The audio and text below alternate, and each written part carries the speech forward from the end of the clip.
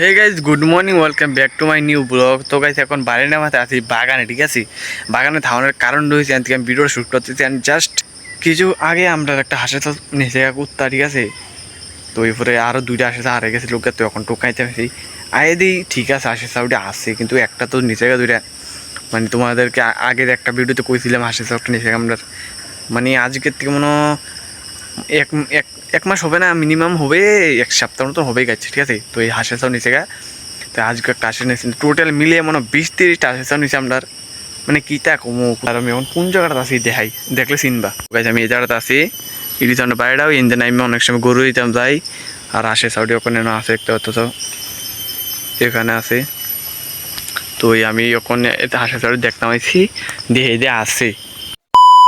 তো গাইছে আজকে বহুত দিন পরে দুই বন্ধু আয় বসে আমার দেখা করতো। অ্যান্ড আইতে না আইতে বিলালে হাতাহাতি করে শুরু করেছি বিলালিয়া। এই যে একটা কথা তো এটা কি দা করে দেওনি গাইস, বিলাইটা কি কিউট। ও গাইস এই বিলাইটা আমার এটাতে চুরি করে নিয়েছে।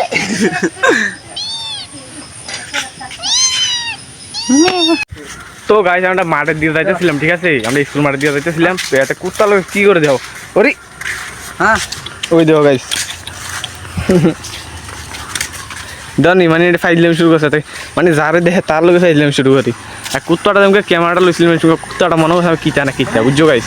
এই দেখতে পাচ্ছ এখানে আরেকটা আছে কুত্তা। এখন বিকাল 5টা বাজে আর ভিডিওটা এই দূরে এন্ড করলাম। তো এখন আমরা মাঠে থেকে যেতেছি বাইক। তো ভিডিওটা কেমন হচ্ছে তোমরা কমেন্ট করবা, ভালো লাগলে লাইক এন্ড সাবস্ক্রাইব করে দিবা। আর thanks for watching, bye bye guys.